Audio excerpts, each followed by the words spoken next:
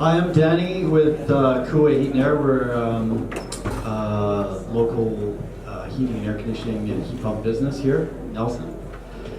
And yeah, we're just wanted to kind of inform you guys on what a heat pump is. There you go. So before we start off, we got a slideshow here, but we just want to talk about heat for a second. You know, just like a lot of our clients come up and is like, we don't understand what a heat pump is. And we will get to that, but let's just, for the first time, I always talk about heat. Heat energy is what is outside there. We have lots of heat energy. Even when it's very cold, there's still heat energy out there. So the word cold is basically a word that we use for lack of heat, because there is only heat. There is no, that's it, it's heat, and then lack of heat. So the heat pump is a electrical appliance that is basically transferring heat, and that's what we're doing. We're taking heat from one place and putting it in another. Usually how cold will go, heat will go to where it's cold, and that's the principle. We're just having that temperature difference, and that is what we do, and it works with the refrigeration cycle. So I'll pass you over to Chris. We just want to say that, people are like, well, how can it, minus 20, there's still heat energy at minus 20, and that's what we're pulling. As long as we have a temperature difference, we can transfer heat, and that's what we're doing. We're taking it from one place and moving it to the other. So, pass you to Chris here. Until you get to absolute zero in space. We don't install heat pumps in space, we never will, because they won't work. My name's Chris. I'm with Untitled HVAC. Danny and I work together all the time. We're going to talk about heat pumps. So, I'm just going to start into this right now. How heat pumps work. Have you ever pulled your refrigerator away from the wall and noticed that the back of it is warm? That is basically a heat pump in reverse. It's taking heat from the inside of the box and getting rid of it outside on that coil in the back of your refrigerator. So this is a simplified drawing of the heating cycle of a heat pump. You have an indoor coil, you have an outdoor coil, you have a compressor, you have a reversing valve, and you have an expansion device. Now, through the magic of refrigeration and change of state, heat is absorbed outside at the outdoor coil, even when it's minus 20 out, and it is brought inside through refrigerant, pressure is dropped, and then heat is released into the space. It's absorbed in the air system that passes through the coil inside, and then your house gets warm. Heat pumps can also reverse and work as an air conditioner, which is a benefit here in August now when it's smoky and hot and you don't want to open your window anymore. So this principle is the same. The refrigeration cycle from the compressor to the condenser through an expansion device, and then heat is absorbed. That's the return air in your furnace or the return air from your ductless system, and you feel nice cool air coming into your space until you're comfortable.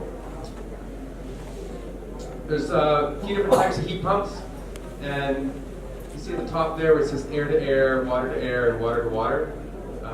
It's just nomenclature telling you how heat is absorbed and how heat is rejected. So in air to air, heat is absorbed in the air and rejected into the air. That would be like a furnace or a ductless system. Water to air would be something like a geothermal system where you have water or glycol or something picking up heat from a water source like a pond or the ocean or a river, closed loop. And then that heat is absorbed into the system and then rejected to an air stream in your house like your furnace. Water to water would be something like radiant floors, and again, the heat is picked up from a water source like a pond or a river or even a well.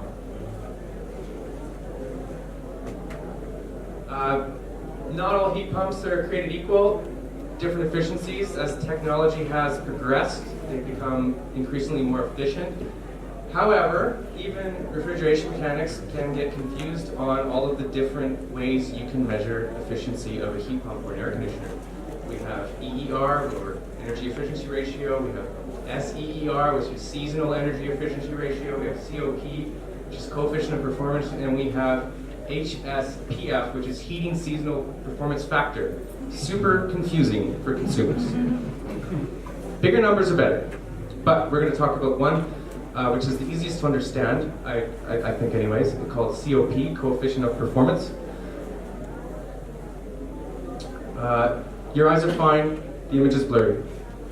So, heat pumps require electrical energy to operate.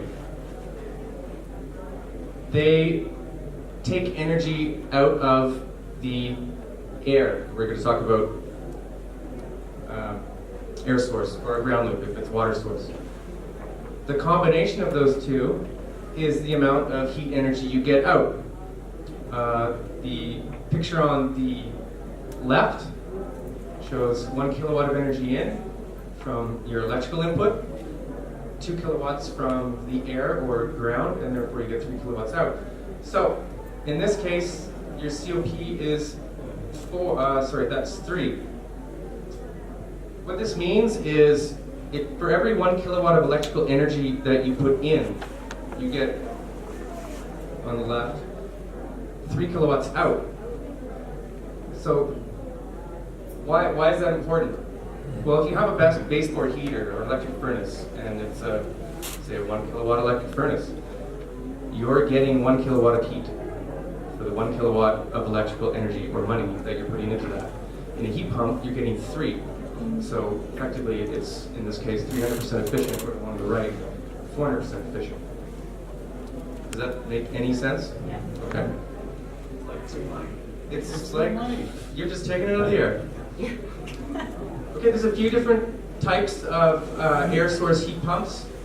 Central systems, like the one pictured here, you have an outdoor unit, looks like an air conditioner, works like an air conditioner, except it goes both ways.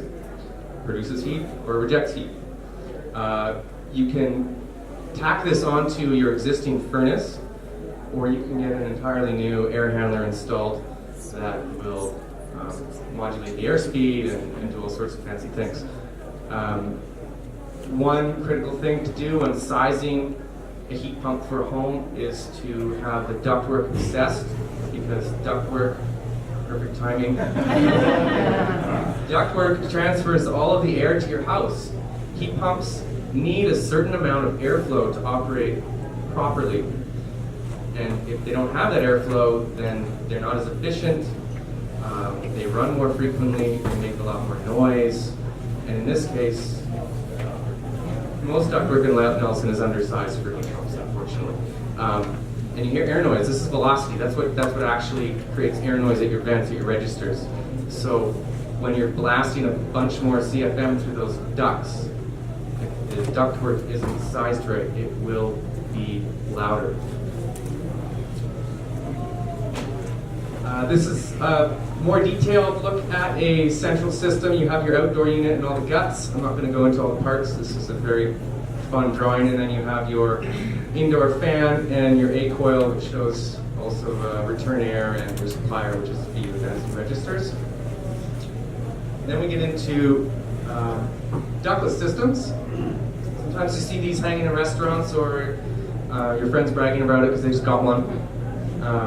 Same thing, you have an outdoor unit, it's kind of the engine of the whole system, and then inside you have different indoor heads, as we like to call them, and there's different variations of these: wall mounts, ceiling cassettes, even slim duct air handlers that do use ductwork. These systems are special in that they have variable speed compressors, variable speed fans outside and inside. They're very quiet, very efficient, and one of the other advantages they have over central systems is that they don't have heat loss through ductwork. So the heat that's produced in the ductless system is directly into the space that it's supposed to heat, as opposed to going through all your floor joists and losing heat here and losing heat there. Sometimes it's a benefit for floor heating, but in this case, ductless systems don't generally use ducts. That's why they're called ductless. Other benefit of a ductless system is that individual spaces can be zoned, meaning if you like your bedroom at 68 and you can leave it at 68. If you like the living room at 70, leave it at 70. Sorry, I'm going to talk in Celsius now. If you like your bedroom at 18, you leave it at 18. If you like your living room at 22, leave it at 22.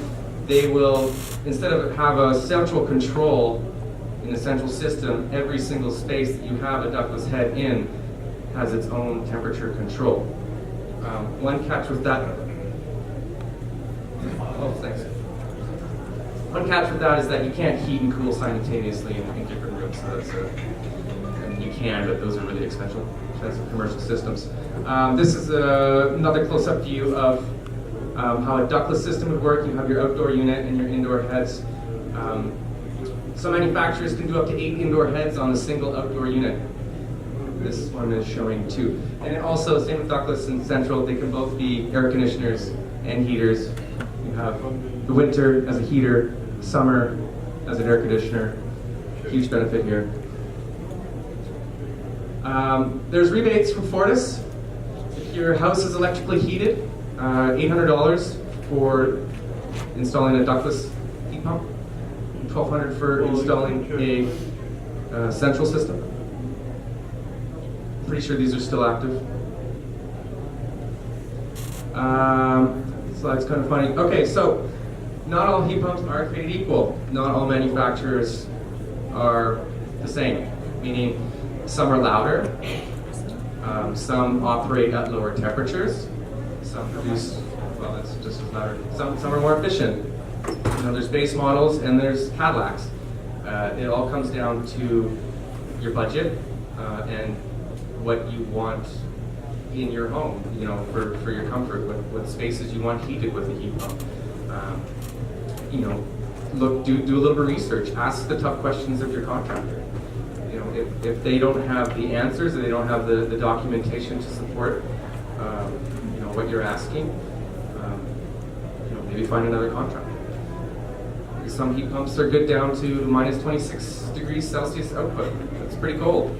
We don't even get that cold here, really. As primary heat, you don't need another heat source in your house.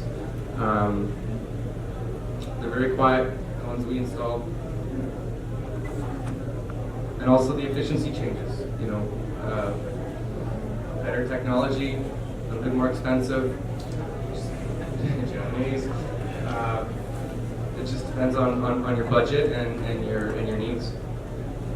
Not all installations are the same. It's a good idea to have a Red Seal journeyman refrigeration mechanic at least helping with the installation. Maybe an apprentice is learning, or the third-year apprentice, they're pretty much a journeyman at that point. But refrigerant is toxic, it's ozone depleting. You need special certifications to handle it, and you need to be able to fix these things when they break, if they break. And for that reason, you should have a contractor that is a certified refrigeration mechanic. Go over the installation with your contractor. You know, talk about where things are going. All of those details need to be in writing, or at least discussed in emails, or in person. Get some references. Have they installed these before? Can you talk to their other happy clients, etc., etc. That's basically it about heat pumps. Does anyone have any questions? Just one.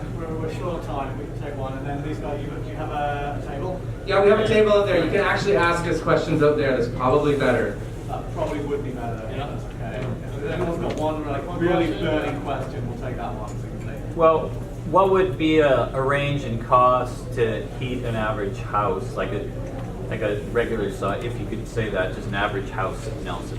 The cost to heat a house? Well, to use a heat pump. To install a heat pump, or the energy cost? No, to the upfront cost to install the whole thing, buy and install. Yeah, it's so variable. Like, It's pretty variable. because there's different. I'd say the lowest, like a single head 115 volt Fujitsu that we would install starts at about $4,200 and installed, and then it basically goes up from there. And that's even, I'm thinking central systems would be significantly more than that. Multi-head ductless would be more than that, and then as you get more efficient and higher outputs, that sort of thing, everything just scales from there. Okay, thanks. Well, Thank you. so much. Yeah.